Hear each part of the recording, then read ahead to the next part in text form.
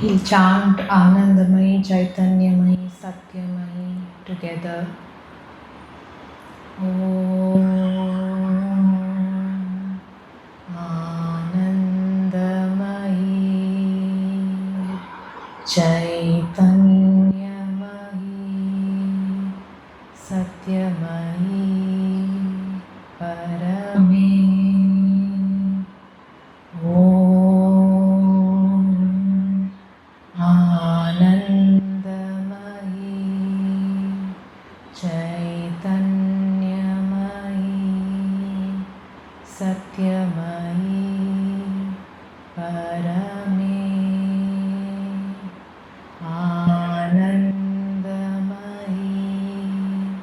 Chaitanyamayi, Satyamayi, Parame.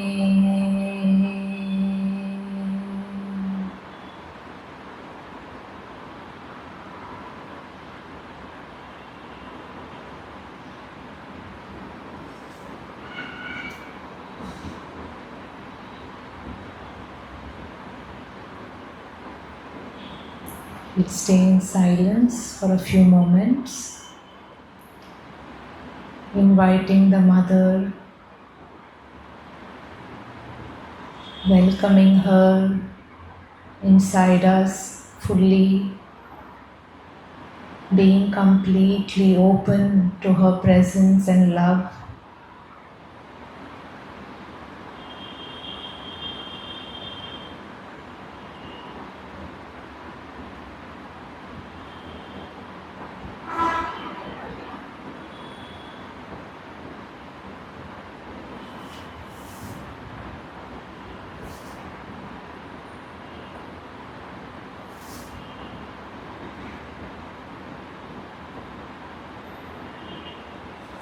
Namaste. So we are going to talk about some experiences of some sadhaks with the mother, how they felt her presence, what was the atmosphere in the ashram. I've collected a few anecdotes. We'll go one by one. Before we start, I'll read some lines from Savitri from the book of the Divine Mother, the canto Adoration of the Divine Mother. I'll just read a few lines.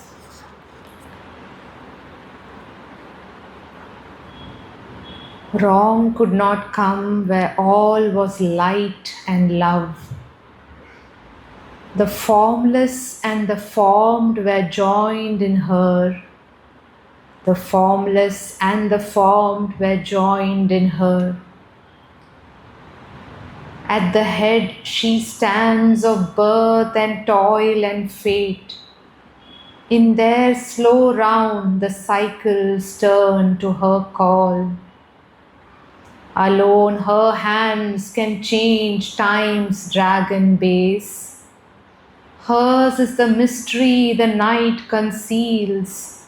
The spirit's alchemist energy is hers. She is the golden bridge, the wonderful fire. The luminous heart of the unknown is she. A power of silence in the depths of God. She is the force, the inevitable word, the magnet of our difficult ascent, the sun from which we kindle all our suns, the light that leans upon the unrealized vast, the joy that beckons from the impossible, the might of all that never yet came down. All nature dumbly calls to her alone, to heal with her feet the aching throb of life. All nature dumbly calls to her alone, to heal with her feet the aching throb of life. Once seen, his heart acknowledged only her. All aims in her were lost, then found in her. All aims in her were lost, then found in her. Her healing touch of love and truth and joy into the darkness of the suffering world. Her healing touch of love and truth and joy into the darkness of the suffering world.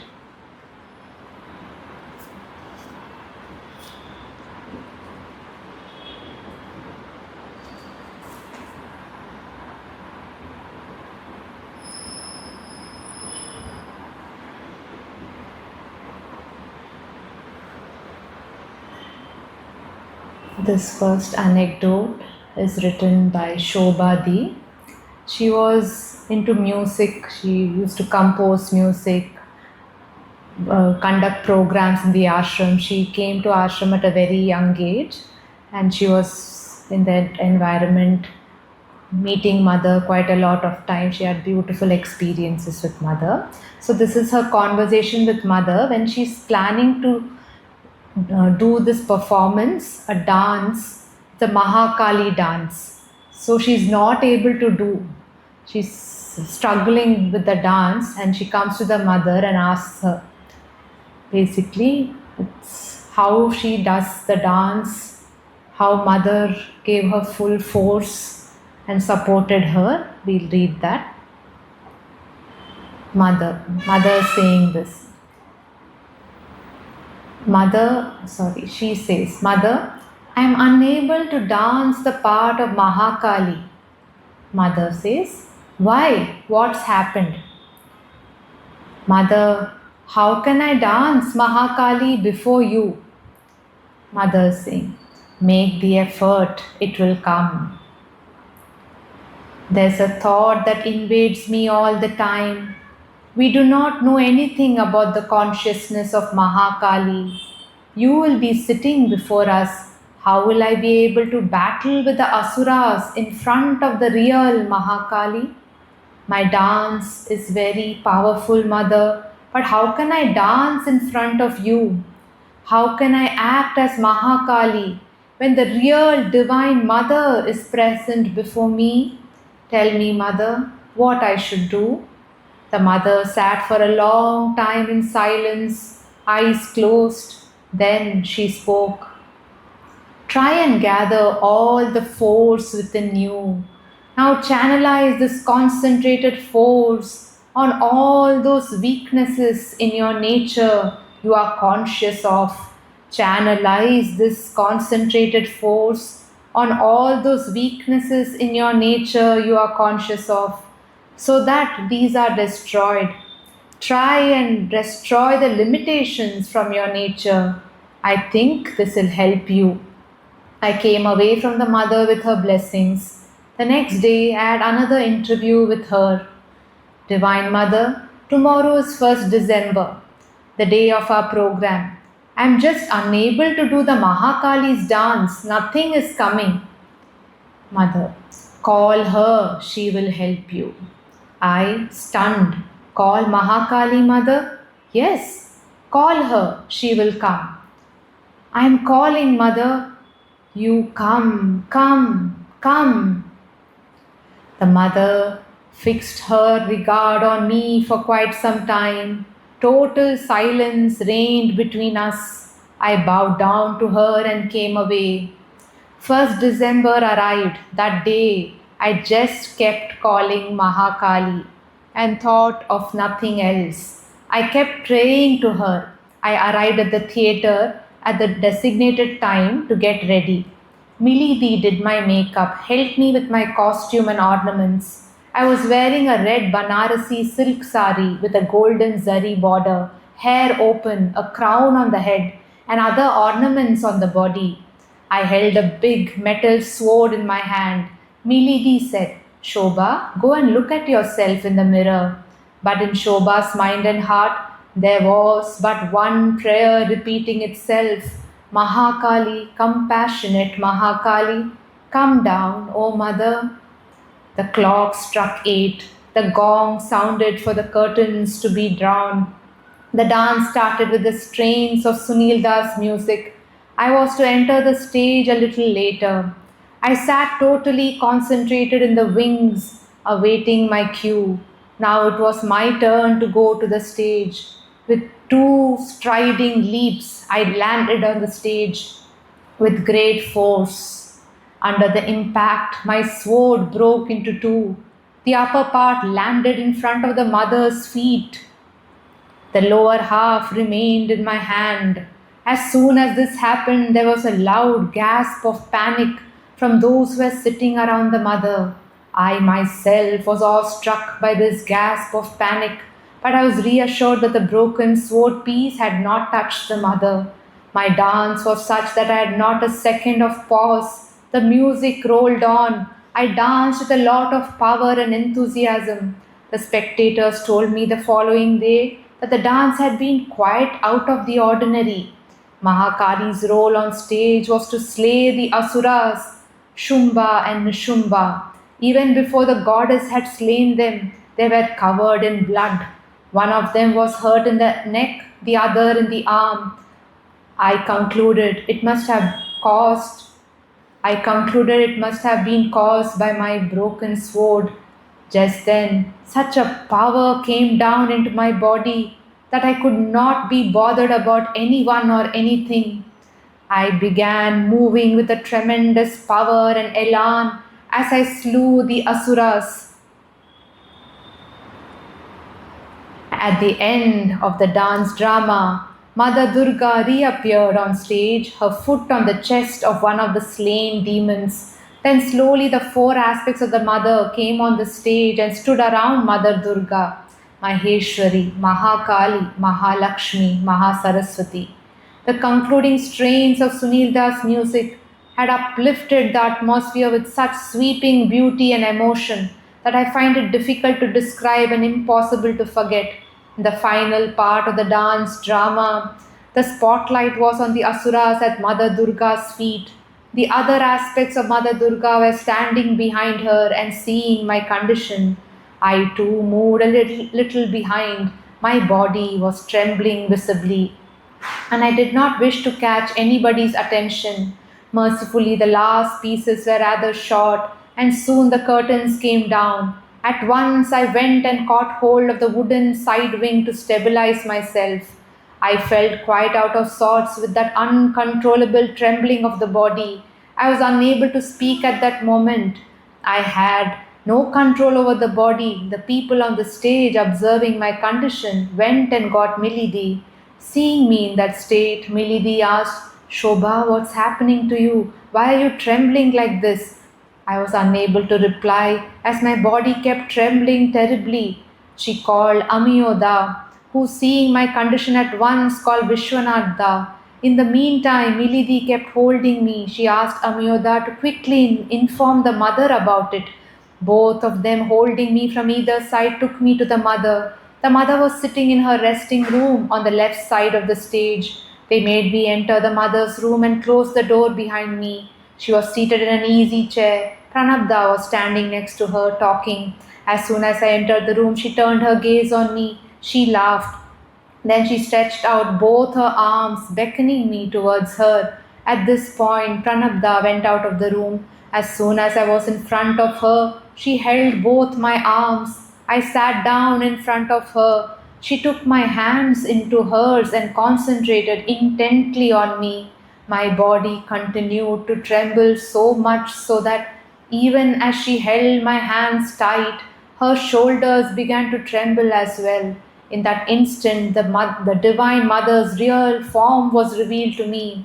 She was silent, but what power her eyes radiated! Through her hands, I experienced an extraordinary divine strength. Even though her body was trembling because she was holding me, the force emanating from her eyes was formidable. She kept holding me in this way for some time. The trembling in my body began slowly to abate. Then I returned to my normal self. When my body took back to its normal poise, the mother concentrated on me with exceeding sweetness and a gentle smile and placed her right hand on top of my head. After a while, she said, Do you know what you have done, my dear child?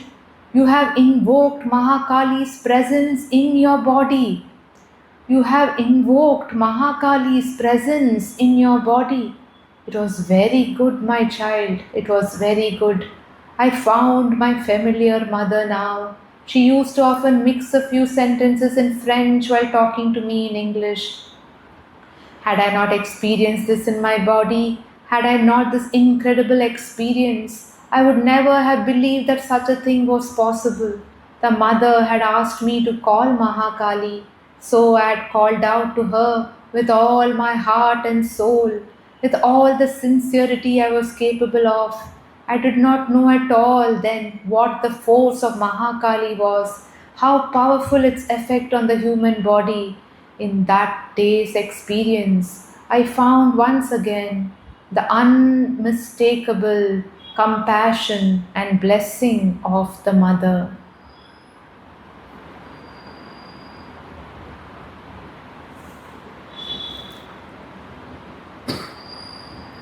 A very powerful and beautiful experience. The next one we'll read is from Preeti Dee's book, Moments Eternal. She describes mother's classes in the playground. After the lesson was over, we would sit just there as if stunned. You could say that a massive peace had come down on the playground. In that bright glow, the mother's delicate body was indescribable. In that bright glow, the mother's delicate body was indescribable. There are lines of Savitri here, we can connect them. Her body of beauty mooned the seas of bliss. Her body of beauty mooned the seas of bliss. A face revealed the crowded infinite. A face revealed the crowded infinite, incarnating inexpressibly in her limbs. Her body of beauty mooned the seas of bliss. In that bright glow, the mother's delicate body was indescribable. Just her sweet voice that continued to reverberate within us, seeking a response. So many memories come up again and again to my mind. After the lesson, the mother would close the book and say, "Come, let's meditate a little, shall we?" We all closed our books and sat still, as we were champions of meditation. One by one, all the lights were switched off. During the fortnight when the moon was waxing, the playground was enveloped in soft moonlight. The moon would bow to the mother by encircling her entire body. A little away, the Ashwatha tree in our house rustled and swayed. There too, the gentle play of light and shade was visible on every branch and leaf. I looked up and noticed that everyone was absorbed in deep meditation. The roar of the sea wafted in from a distance. It felt like another planet. The heart never had enough of looking at the mother. I felt as if I was living in some dream kingdom. Looking skyward, I felt as if the sky too was bending earthward, transfixed at the sight of the mother. What an extraordinarily tranquil, gentle air, as if all earthly creatures were in trance. The skies are silent, silent the moon and the sun, their eyes fixed on thy feet, while the world stands still in solitude. My eyes were fixed on the horizon while the sea breeze caressed our bodies. It was a godly hour.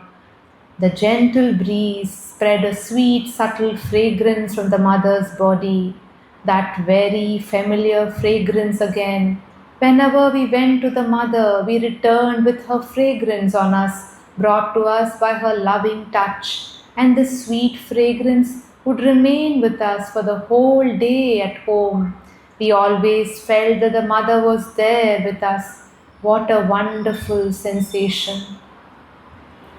Talking about fragrance, I'm reminded about when Sri Aurobindo left the physical scene.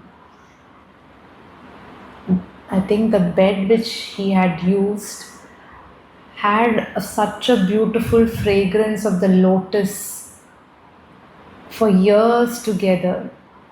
So the divine in that body has used that material object, and that object remembers his touch, maintains that fragrance.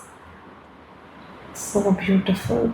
And these children around the mother, just with her interaction with her, just like they used to play with her, touch her, get her blessings. And Preeti Di is saying that we were also feeling that fragrance. The fragrance of the mother had somehow, you know, locking on to us as well. Seeing the mother in this form, I remembered a song from my childhood. Who says God has no form? Who says God has no shape? Let him wipe his eyes and see tonight. See, O disbeliever, how glorious is my mother's form. How at her feet a million moons scatter their silver radiance. I kept looking at the mother, kept looking. God knows when I fell into this rapture, imperceptibly absorbed in meditation. Suddenly I felt there was nobody anywhere and I was sitting all alone. Where this place was, I did not know. And then I would suddenly start and see everyone still deeply engrossed in meditation. I looked at the mother and she too was in deep meditation. No, the meditation was not over yet, and in this way my own meditation would often be interrupted. What an amazing experience that was! By just staring at the mother's face, a supreme trust would make my eyes close once again. What a joy to be sitting so close to the mother. The playground looked different in the waning moon. As soon as the lights were turned off, everybody seemed to be alone. The whole playground would be covered in darkness. Looking up, I could see the stars blossom in the sky. The residents of the skies were watching the mother.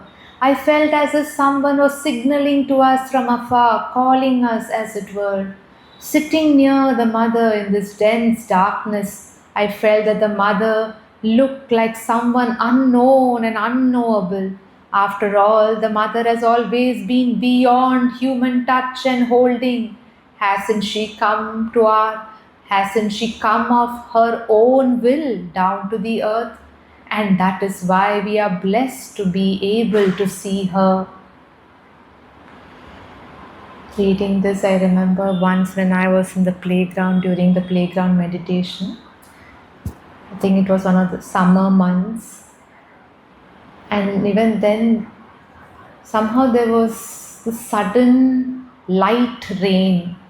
And it was so joyful, like we are all seated there. It is kind of dark and the moon is not so bright. And this little tiny drops of pearl, like mother soothing us in this heat. All my children have gathered. Let me give them some solace. Let me bring some little rain to, just to make them feel a little more cooler.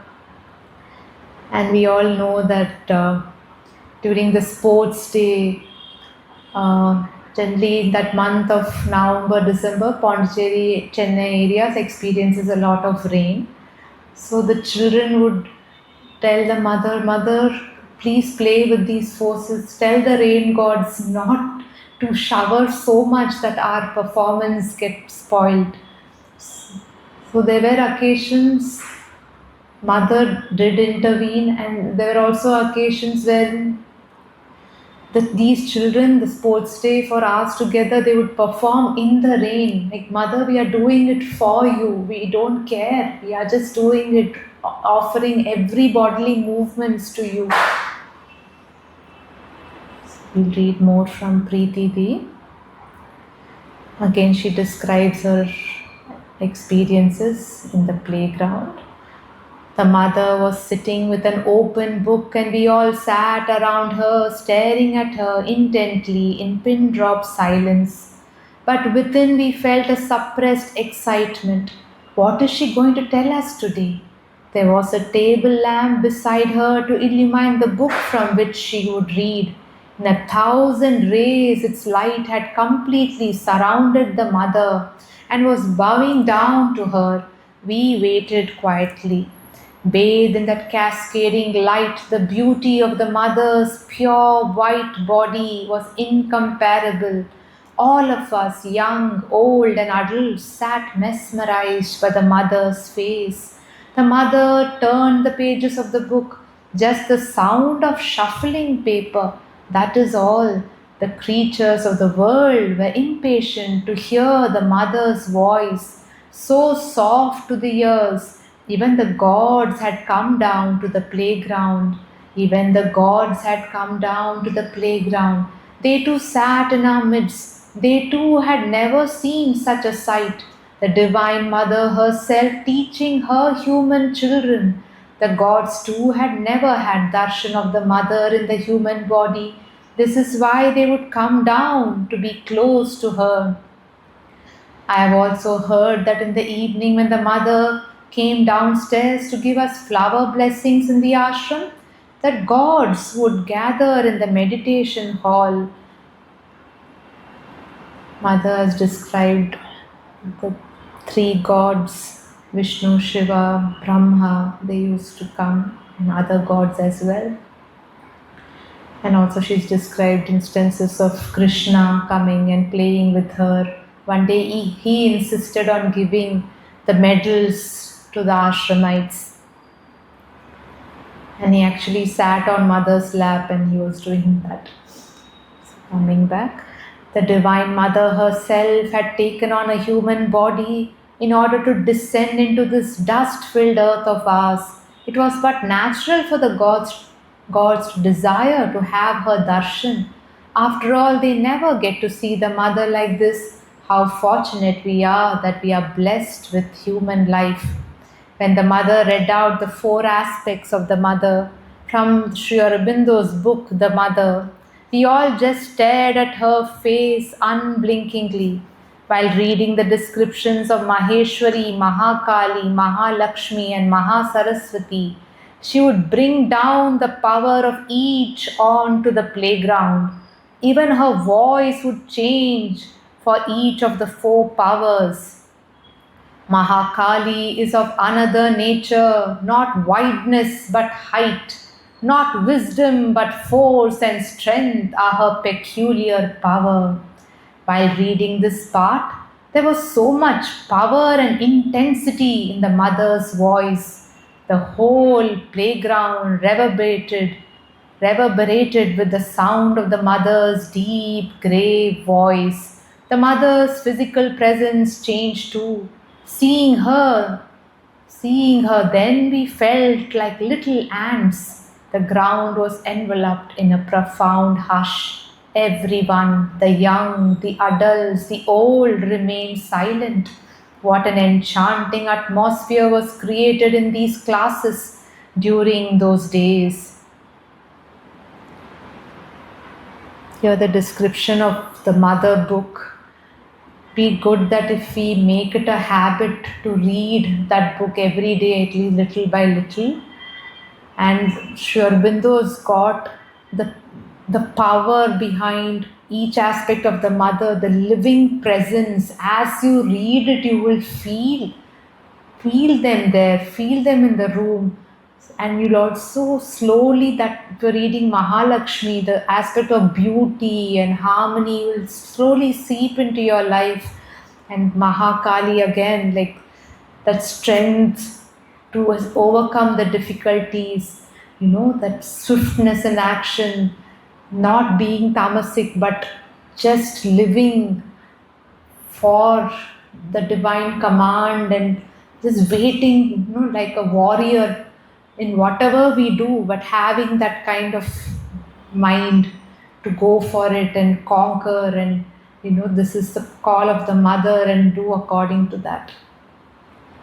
So few things, smaller incidents connected to the mother book.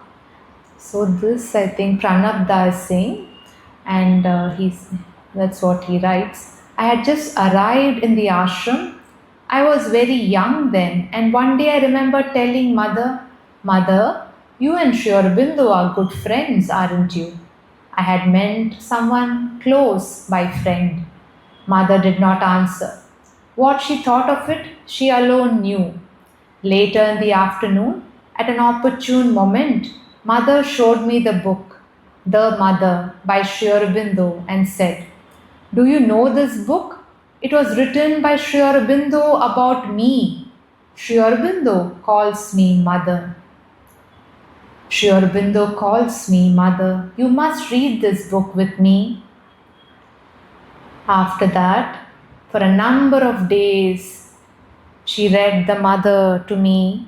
We used to have our midday meal together, and after the meal, mother would read the book to me. Then later, she fully read her prayers and meditations, words of long ago, and other books as well. As this reading went on in the afternoons, one by one, many came to join us. A good number started coming.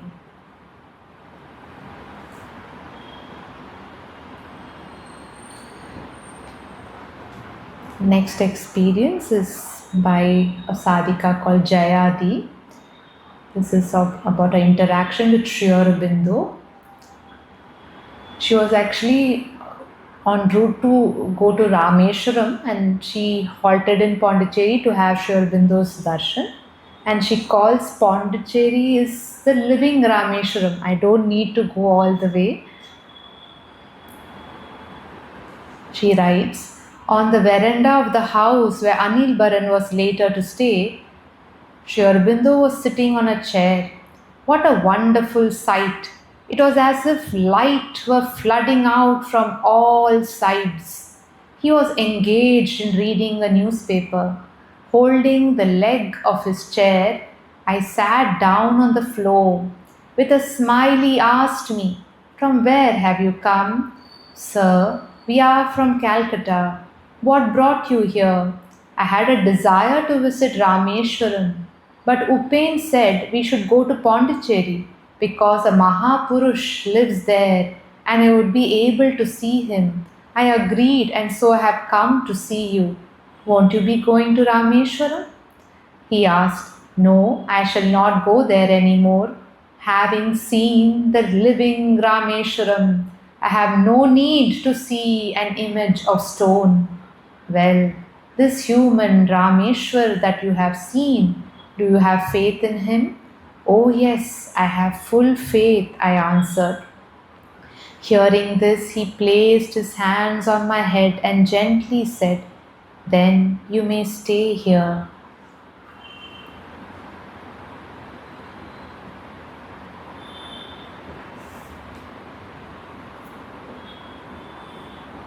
Another experience. This, I think, is by Shobhadri, and I've titled it Love for the Mother. She went into trance with her right hand resting on my head. I was seated at her feet.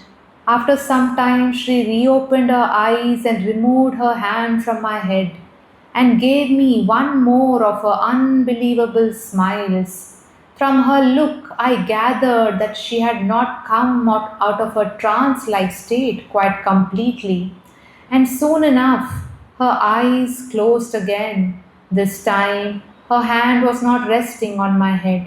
That's why I could look at her to my heart's content, my eyes fixed on her unblinkingly. Nothing else existed at that time. The mother was all I could see. How exceedingly divine her beauty. Even in a human body, she looks sublimely divine. The very image of the Divine Mother. It was unimaginable, truly unimaginable. For an instant, I was immersed in the Mother, and it became clear to me that anyone who has loved her can never be enticed or imprisoned by anything the world can give. It became clear to me that anyone who has loved her can never be enticed or imprisoned by anything the world can give. Shobhati once asked the mother, Mother, how can my aspiration be awakened? Aspiration, keep calling. Saying this, the mother joined her palms in a namaskar. Then she plotted her hand on my shoulder and gently tapped it, and then went back to the namaskar position. Like a little girl, like a child, pray for it. Like a little girl, like a child, pray for it. Pray for aspiration. Keep calling the mother. Then the mother closed her eyes, joined her palms in salutation, and began repeating, "Give me aspiration, give me aspiration. It will come, aspiration will come, aspiration will come." Then once again she placed her hand on my shoulder and patted me affectionately. While I was coming here to the Bhavan, I was listening to her talk, and so basically, there was this person in the ashram.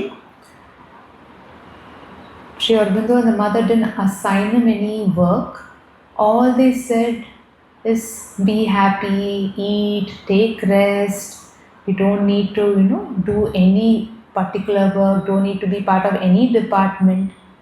And keep calling us, continuously call us, just be relaxed, just look after your basic bodily needs.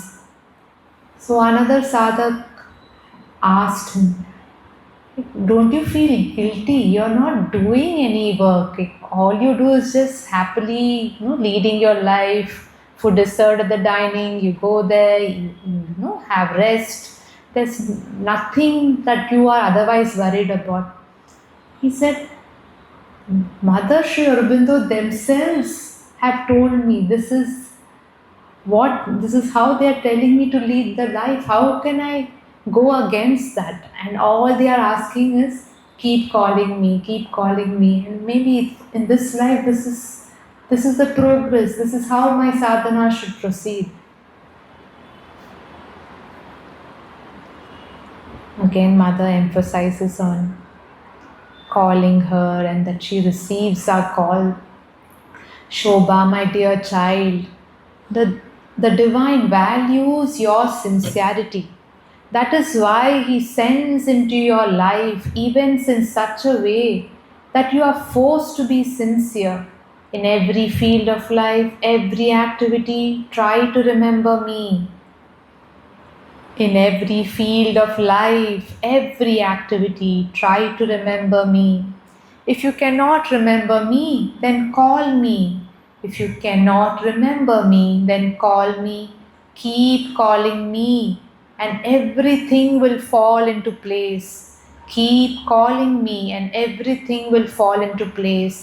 I wrote in my report, "I wish I could know if you heard my call."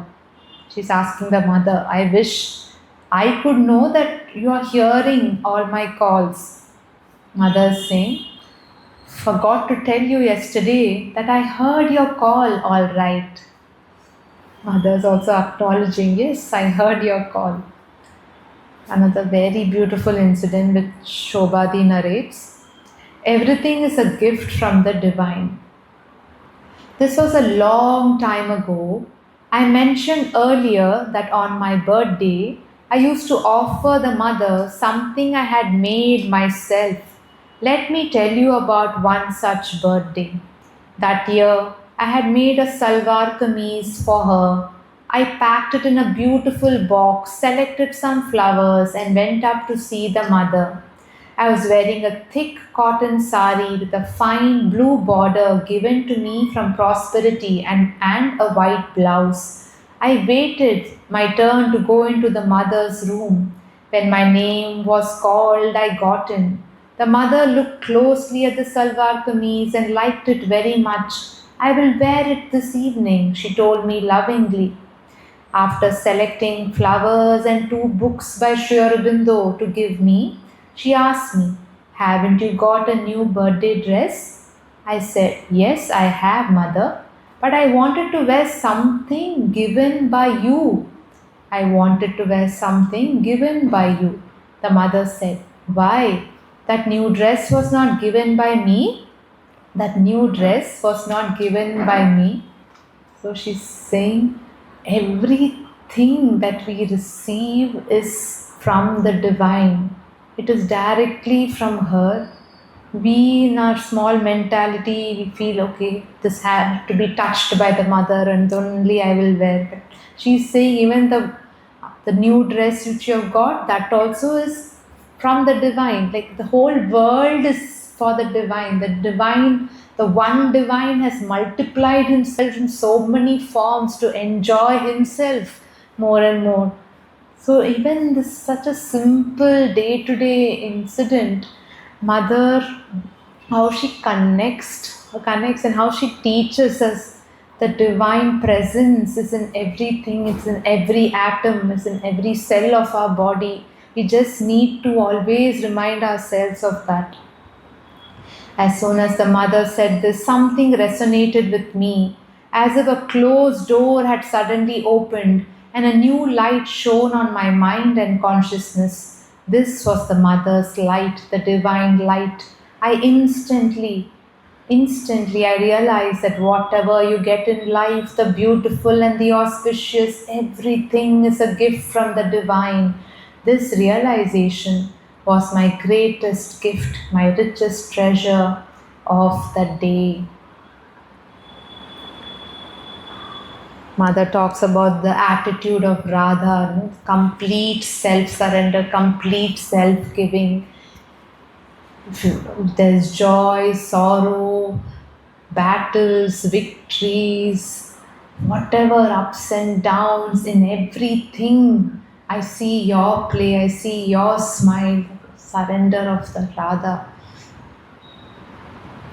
Next is a very, very beautiful anecdote. This is by a sadhak called Janina Stroka.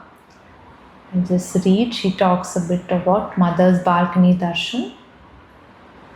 This morning I went, as the members and many people from the town do every day, to the street on which her balcony is built and where she gives her darshan every day.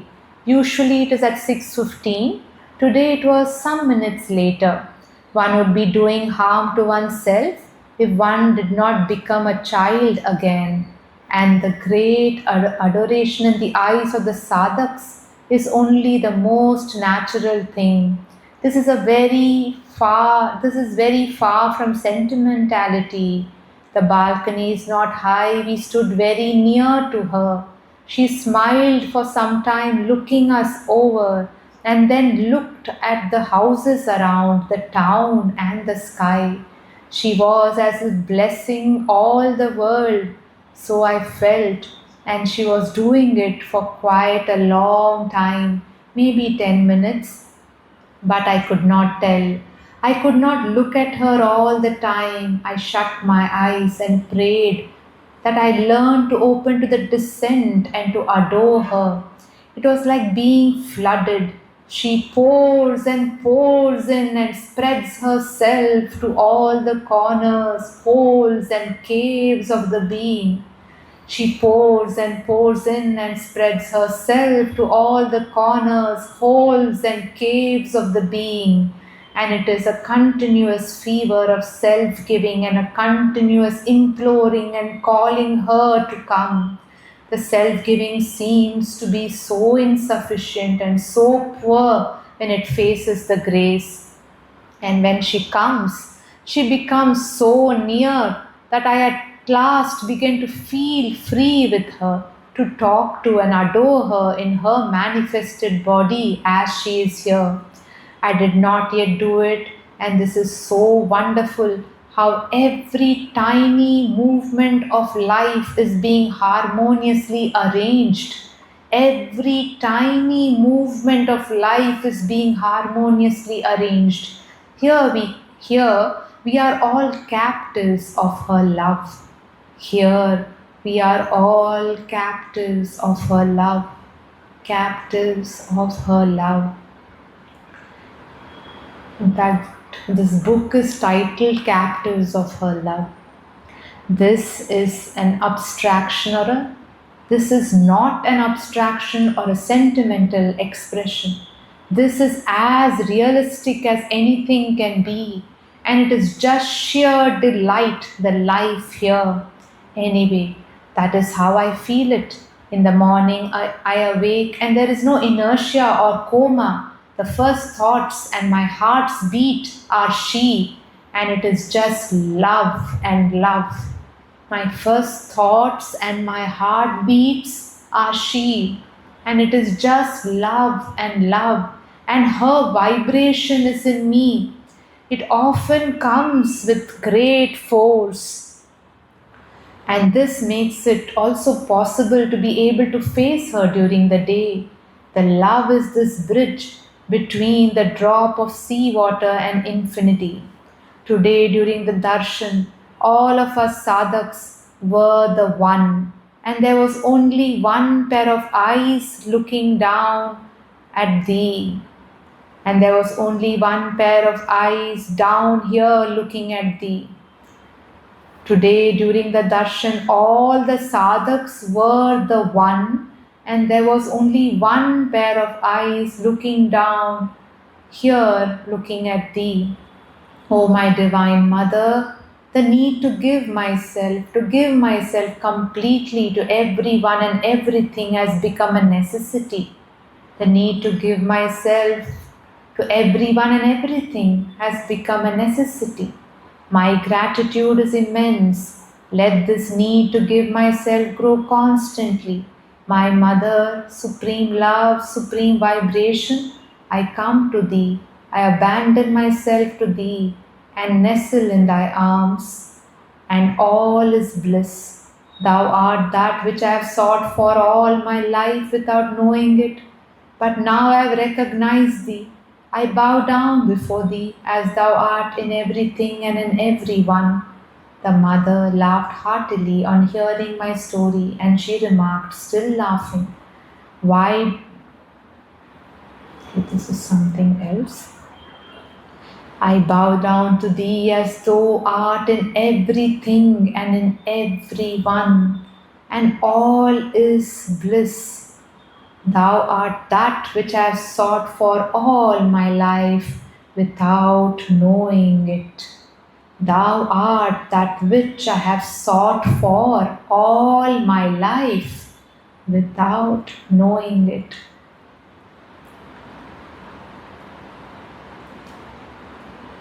The next section.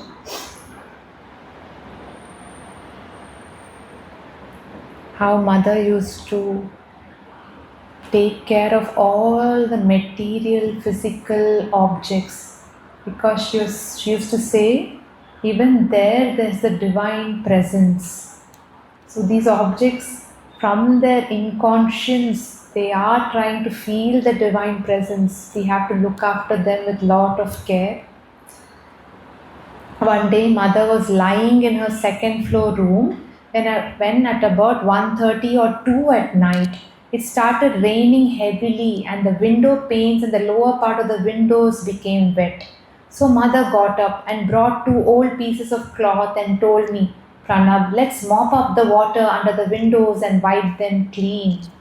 At that hour of the night, we wiped all the windows and dried the sills. When it was over, she said, now we can go to sleep. Mahasaraswati, everything should be so perfect and clean, and everything should be in a position to receive the divine, bring out the divine in it. One place she says, there shouldn't be any dust on the furniture. It is like degrading of the divine, a layer of dust and anything. We have to clean it. That is like a layer of unconsciousness. We have to clean it out. Even in our homes, we should also not be doing the cleaning and everything, the routine tasks. And I know it's very difficult when I'm struggling there. But do it that I'm cleaning it in a way, I'm cleansing myself, like I'm somehow wiping out the ego, that I-ness, and all the likes and preferences, the desires. If you can aspire that, okay, I'm cleaning and also cleaning the ego out, telling it to go out, get out, can that also a simple task like that can be like a process, a practice in sadhana. The next anecdote is really very touching. Mother used to go for short rides around Pondicherry, you know, to the lake and few other places. And Pavitrada used to always take the mother. So I'll read this. I have told you that mother used to go out for drives. Pavitrada drove and I used to accompany mother. This Pranabda is saying. Pavitrada drove very fast, sometimes between 80 to 90 miles an hour. Mother enjoyed being driven fast. When the car moved at great speed, mother felt relaxed. Once we went somewhere quite far, and while returning, evening fell. It became quite dark.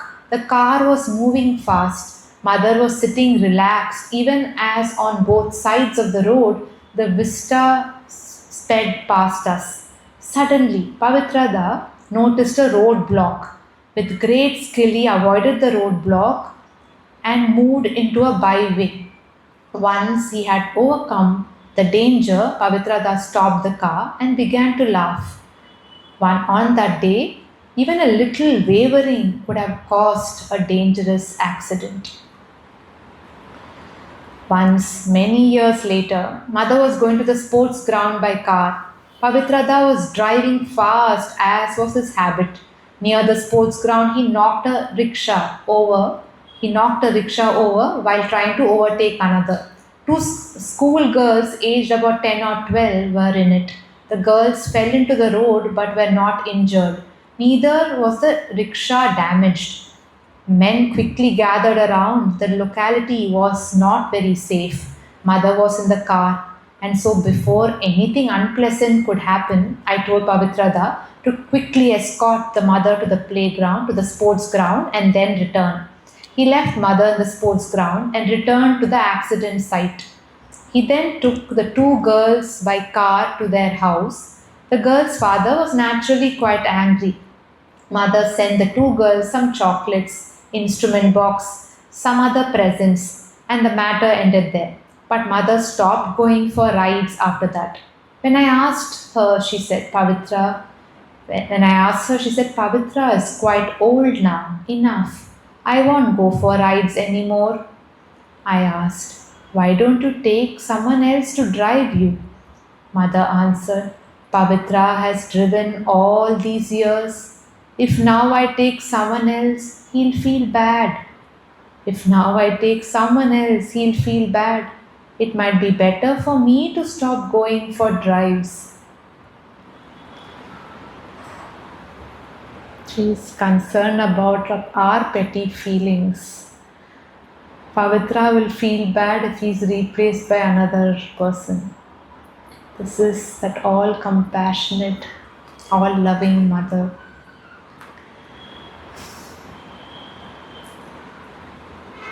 Another incident by Champaklalji. As you know, I have always worn the sacred thread, Upanayana. One day it occurred to me that I would do without it, but I was thinking of removing it. The idea came. How can I remove it when Sri Aurobindo has touched it so many times? How can I remove it when Sri Aurobindo has touched it so many times? I must explain. When after the accident he used to walk daily, he would support himself by keeping his hand on my shoulder around the neck. It was at that time that his hand touched my sacred thread. Naturally, only that part which came under his palm was being touched. Each day I would mark the portion that was so touched, and the next day place the next portion near my neck. Thus the entire thread came to be touched by him. I had done the same thing with my Tulasi Mala. To come back to the story, So I gave up the thought of removing the thread, but again, after thought, again another thought arose in my mind. Why the thread only? He has touched my body so often, and that body is going to go one day. However, I did not remove the thread myself. It got torn by use. I have still kept it safe. He has touched my body so often. One more incident from Champaklaji. I am there. Ever since mother left her physical body, known and unknown persons have been asking for something touched by her. Once someone came and said, "Please give me something touched by the mother. It will help me in my sadhana." I saw that he was sincere. I also remembered seeing him with mother upstairs. Now you know how devotees always wanted to place their head in mother's lap, but some lacked the courage to do it. To some of them, I used to say, "Place your head in mother's lap." This person was one of them. So I asked about him. So I asked him about it. He was so happy to recall that occasion and said, "Champaklaji, I am very grateful to you forever. You asked me to lay my head in mother's lap. I would never have dared to do it myself. And how she caressed me." I said, "Oh, then you are very fortunate, but you do not have anything touched by mother." "Then you are very fortunate, you do not have anything touched by the mother." "No, Champaklaji, this is why I am praying for it." "What about your head? Has it not been touched by mother? You are always carrying it, and it remains with you all the time. Nobody can take it away from you. Is it not?" "Yes, you have opened my eyes today. I understand how the inner life is more important than the outer." On a similar occasion, another person said to me, "Of course, she has blessed me with both the hands and more. First, she placed her hand on my own heart, and then she placed a full palm over my chest, gently pressed one finger, and said, 'Ah, there I am. See there inside.' She placed her whole palm on my chest, gently pressed one finger, and said, 'There I am. See there inside.'" Here also I had to draw his attention to the fact that mother's touch has stamped on his body, and ask him what more he wanted. He was deeply moved. He closed his eyes and folded his hands. We all know about one incident of Nishikant Oda. He was in a very, very bad shape, not able to move. He felt his days are numbered, but he wanted mother to keep her leg on his chest. So in a special stretcher, he was got near the mother, and mother kept her leg on his chest. That was the aspiration, that if your feet touches me, if your light spreads in me. When he had to die the next moment, he would happily die, but he lived after that for 12 or 15 more years. We'll read the same lines of Savitri.